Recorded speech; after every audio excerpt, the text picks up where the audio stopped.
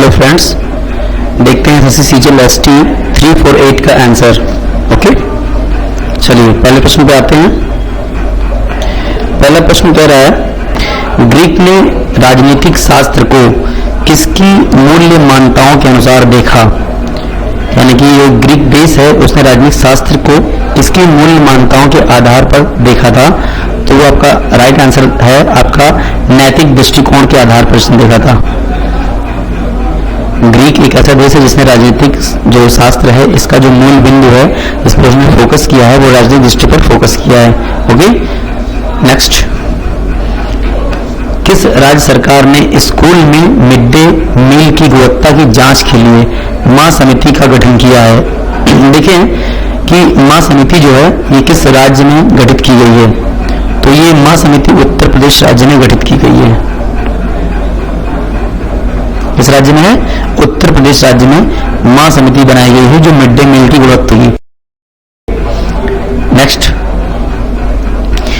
चूड़ी के कहां तक पहुंचने पर उसका निरसन हो जाता है? समझिएगा, चूड़ी का अर्थ यहां से बाहर से लेंगे हम। बाहर का मतलब यानी कि जो हम दो जैसे नट और बोल्ट की जो चूड़ियां आपस में होती हैं उन चूड़ियों से संबंध इसका होगा।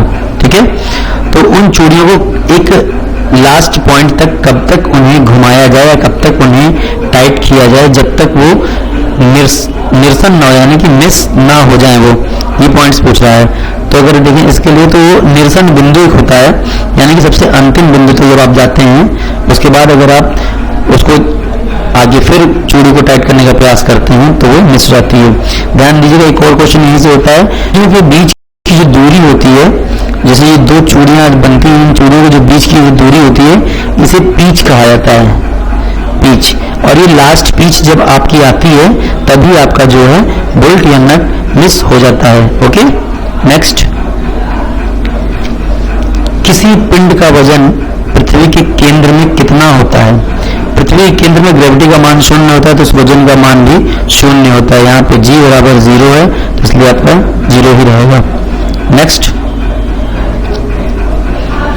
किसी ग्रह की त्रिज्या r की कक्षा में परिक्रमा अवधि t है, त्रिज्या 4r की कक्षा में परिक्रमण अवधि क्या होगी? देखिए ध्यान समझ लें, किसी ग्रह की जो त्रिज्या है वो r है, परिक्रमण उसकी अवधि t है, त्रिज्या 4r है तो जानते हैं 4r है उसका यानी कि दुगना जस्ट होगा, यानी कि 8t हो जाएगा। इसका answer is right C, 8t। Next, C3 पौधे में O2 की मौजूदगी में प्रकाश संश्लेषण के निषेध को क्या कहते हैं? समझ ले ध्यान से प्रश्न को फिर से। C3 पौधे में O2 की मौजूदगी में प्रकाश संश्लेषण के निषेध को क्या कहा जाता है?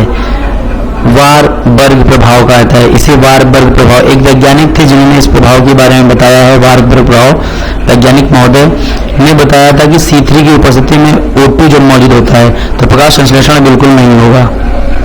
ओके, नेक्स्ट, रिफात शुरक ने विश्व में सबसे हल्का उपग्रह कलासेट डिजाइन किया है, यह किस देश का है? देखिए, रिफात शुरुक ने विश्व का सबसे हल्का उपग्रह कलाम सेट डिजाइन किया है, यह किस देश का है? कलाम सेट जो डिजाइन हुआ, तो कलाम यानी कलाम साहब के नाम पर है, स्वाभाविक सी बात है, और कलाम साहब एक भारतीय हैं तो यानी कि भारत ने इसे डिजाइन किया है। ओके गाइस, नेक्स्ट, निम्नलिखित में से कौन सा पौधे के हार्मोन्स गलत युग्म में हैं? निम्नलिखित किस पौधे के जो हार्मोन्स हैं वो गलत युग्म में हैं, उन पौधों का नाम आप उनमें लिखें। तो इसका जो पौधे के हार्मोन्स हैं वो गलत आपके हैं, D is the right answer. एस्बेसिक एसिड ट्रांसपेरेंसी जो है आपकी ये एक हार्मोन्स पौधे में नहीं पाए जाते हैं। Next, fill in the blanks दिया हुआ है और फिर आपसे कह रहा है, एक ऐसा कंप्यूटर उपकरण या रडार है जो नस्थ एवं अनस्थ सिस्टम के बीच होता है। नस्थ अनस्थ का अर्थ यहाँ पर होता है ट्रस्टेबल अनट्रस्टेबल, यानी कि जो कंप्यूटर है जो ट्रस्ट में है और अनट्रस्ट यानी कि जो हमारे रोजमर्रा की लाइफ में है और जो नेटवर्क के क्षेत्र से बाहर, दोनों के बीच जो कंबाइंड करता है वो क्या है? तो इसके लिए आपका है फॉरमैन। फॉरमैन एक ऐसा उपकरण है जो दोनों कंप्यूटर के बीच में समन्वय स्थापित करता है, यानी कि बीच की कड़ी है ये। नेक्स्ट, यदि पूर्ण उत्पाद अपने अधिक पर हो तो क्या होता है? यदि पूर्ण उत्पाद अपने अधिकतम पर होता है तो एमआरपी जो होती है वो शून्य हो जाती है। क्या होती है? एमआरपी शून्य। समझ लीजिए इस चीज को, यदि जो पूर्ण उत्पाद है वो अपने अधिकतम पर चला जाएगा तो एमआरपी उसकी 0 हो जाएगी। ओके। नेक्स्ट, मछली पकड़ने के आधार पर देशों को अवरोही क्रम में लगाइए, यानी कि डिक्रीजिंग ऑर्डर में लगाना है आपको मछली पकड़ने वाले देशों की संख्या में। तो मछली पकड़ने वाले देशों की संख्या में सबसे पहले अवरोही यानी डिक्रीजिंग ऑर्डर यानी घटते उसमें लगाना है। तो आपका सबसे पहला है ऑप्शन ये बी मैच कर रहा है, चीन, पेरू, जापान। जबकि जापान सबसे अधिक होता है, फिर पेरू में होता है, फिर चीन में होता है। तो डिक्रीजिंग ऑर्डर में ही लगाना है हमको, न कि इंक्रीजिंग ऑर्डर में लगाना है। ओके। नेक्स्ट, स्प्लर जंतु यानी कि स्प्लर जंतु एनिमल क्यूल किसका सामान्य नाम है? ये पैरामीशियम का एक वैज्ञानिक और सामान्य नाम है। स्प्लर जंतु ने कहा जाता है। Is the right answer C. Next, वर्ष 2017 में फोर्ब्स ग्लोबल 2000 की सूची में किस भारतीय कंपनी ने सर्वोच्च स्थान प्राप्त किए हैं? तो सर्वोच्च स्थान प्राप्त करने वाली कंपनी आपकी रिलायंस इंडस्ट्रीज लिमिटेड है। रिलायंस इंडस्ट्रीज लिमिटेड आपकी ये कंपनी जो है भारत की सर्वोच्च कंपनियों में शामिल हुई 2017 में। बोफोर्स जो पत्रिका होती है उसकी सूची में जो 2000 कंपनियों की सूची तैयार की गई थी उसमें भारतीय कंपनी रिलायंस इंडस्ट्रीज लिमिटेड ने अपना पहला स्थान बनाया है। ओके। नेक्स्ट, ध्यान से प्रश्न को समझ लें। यानी कलाम साहब, ताम्र पदार्थ हवा में खुले रहने के कारण वह हरे रंग के हो जाते हैं, क्यों? ताम्र पदार्थ हवा में खुले रहने पर किसके निर्माण के कारण हरे रंग में बदल जाते हैं? तो इसका राइट आंसर इसका है CuCO3 CuOH का whole twice, option number D, CuCO3 CuOH का होल ट्वाइस। ओके। नेक्स्ट, साम्यावस्था उत्पाद का निर्धारण किस से किया जाता है? साम्यावस्था उत्पाद का निर्धारण किससे किया जाता है? यह किया जाता है सीमांत लागत और सीमांत राजस्व के बीच सामान्यता को देखकर किया जाता है। सीमांत लागत और सीमांत राजस्व के बीच सामान्यता के लिए किया जाता है। ओके। नेक्स्ट, जयपुर के महाराजा सवाई जयसिंह ने कहाँ किस वेधशाला का निर्माण नहीं कराया था? जयपुर को जो बसाने वाले राजा हैं वो राजा सवाई जयसिंह हैं। तो इनके बारे में प्रश्न है कि वेधशाला का निर्माण इन्होंने कहाँ नहीं कराया है? वेधशाला का निर्माण इन्होंने इलाहाबाद में नहीं कराया, बाकी सभी जगहों पर इन्होंने वेधशाला का निर्माण कराया है। ठीक है। Is the right answer C, Sawai Raja Jai Singh. इनसे एक बार ध्यान रखिएगा, ये जयसिंह औरंगजेब के सेनापति हैं। नेक्स्ट, बक्सर टाइगर रिजर्व किस राज्य में स्थित है? बक्सर जो टाइगर रिजर्व है वो पश्चिम बंगाल में है। Okay. Option number D is the right answer. Next, निम्नलिखित में से किसमें M3 आयन बनाने की अधिकतम प्रवृत्ति होती है? किसमें M3 आयन बनाने की जो प्रवृत्ति होती है वो N में होती है, नाइट्रोजन में। Next, British east India company के शासन काल में सदर दीवानी अदालत की स्थापना किसने की थी? ईस्ट इंडिया कंपनी के शासनकाल में सदर दीवानी अदालत की स्थापना वॉरेन हेस्टिंग ने की थी। वॉरेन हेस्टिंग को न्यायिक सेवा का जन्मदाता भी कहा जाता है। जितने भी इन्हीं के समय में आपके सुप्रीम कोर्ट और ये दीवानी अदालतों का निर्माण किया गया था। ओके। नेक्स्ट, नियोक्ता अधिक से अधिक उत्पाद यानी कि देखिए समझिएगा, नियोक्ता अधिक से अधिक उपादान फैक्टर्स यूनिट कब तक लगाया जाता है? ध्यान से प्रश्न समझ लें।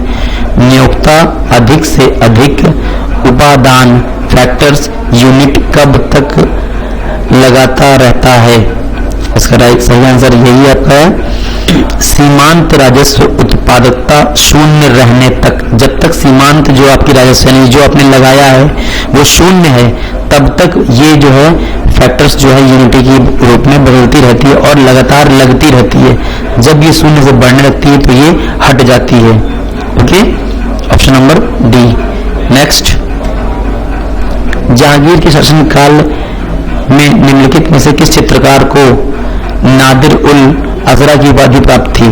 देखिए, जहांगीर के शासनकाल में चित्रकार, अगर चित्रकारों में बात करें सबसे फेमस चित्रकार आपके मंसूर हैं, तो ये उपाधि मंसूर को ही प्राप्त है। ठीक है, नादिर उल अजरा की उपाधि मंसूर को प्राप्त है। Okay, next,